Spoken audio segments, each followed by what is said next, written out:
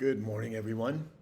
It is February 15th, 2023. My name is Sam Shalhoub, and we're going to take a little trip back in time today. We're hearing a lot about earthquakes, and we're hearing a lot about train derailments, and I'm going to show you, at least what I believe, that it comes back down to money and oil. So back in 2010, 2011, Egypt had a leader by the name of Mubarak, right?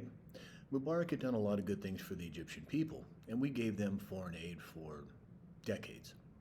And then one day, all of a sudden, Mubarak became a bad guy, and he had to go. He had to get out of there. So what happens? We go in, we covertly take over Egypt, or push a new regime into Egypt. And then not too long after that, Muammar Gaddafi, who ran Libya and did a lot of good things for the Libyan people, all of a sudden, and we, by the way, had been giving him plenty of foreign aid for decades as well, and then in a very short period of time, all of a sudden, boom, he was a bad guy and he had to go. Well, what was really going on there was China and Russia had decided that they were going to start selling and buying oil with currency other than the US dollar.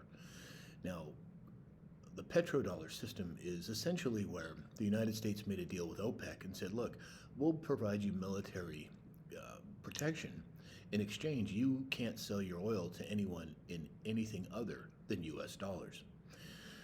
So what happened was Egypt and Libya, and they tried to do it in Syria as well, but they decided to join Russia and China back then, back in around 2010, 2011. And we didn't want that to happen.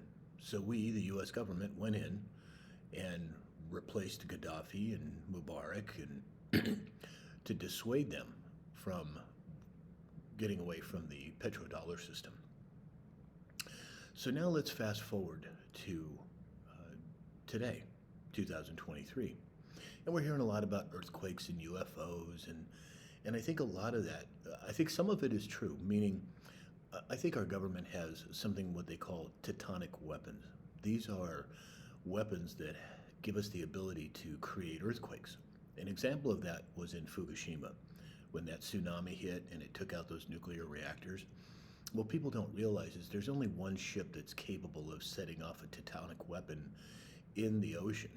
It has to drill down a certain number of miles in order to set this weapon off. And anyway, that ship was spotted just off of Fukushima's coast right before that Fukushima disaster took place. So now we have earthquakes in Turkey. And we have Turkey, their economy's in shambles. There's lots going on there. And there's talk of them joining what's called the BRICS Association. And that is Brazil, Russia, China, India, South Africa, all the major countries except for the United States.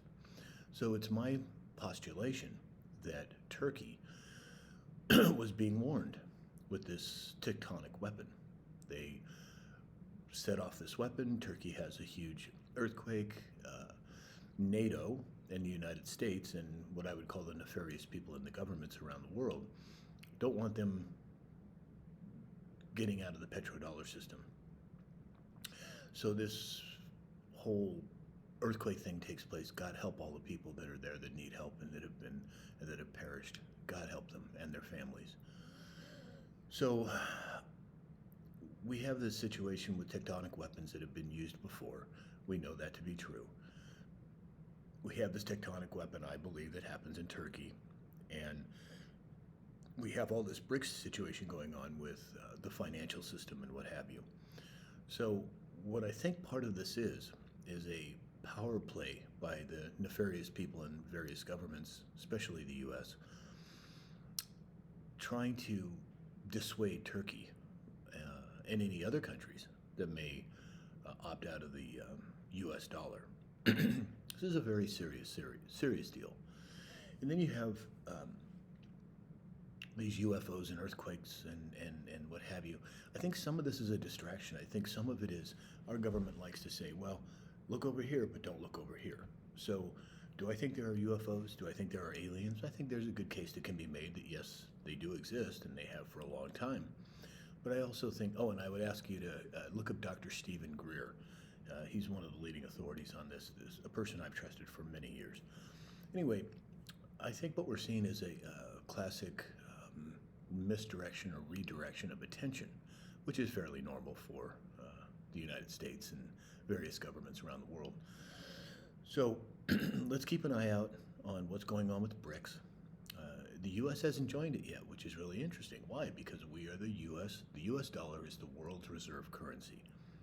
The United States would have been broke a long time ago had we not been the world's reserve currency. BRICS is coming up. You have the oil in India, the oil in the Middle East. That's another major deal. Not only is it oil and energy, but it's power and control. So they want us to look in different places. They want us to look at different ways. But this boils down to oil and money. And unfortunately, a lot of people have lost their lives because of it. But we're on a course to wake up a lot of people. There's a lot of good things happening. There's a lot of positive happening amidst all of the negative that we see. So let's keep our heads up. Let's keep looking to the future and enjoying today. I hope you have a great day.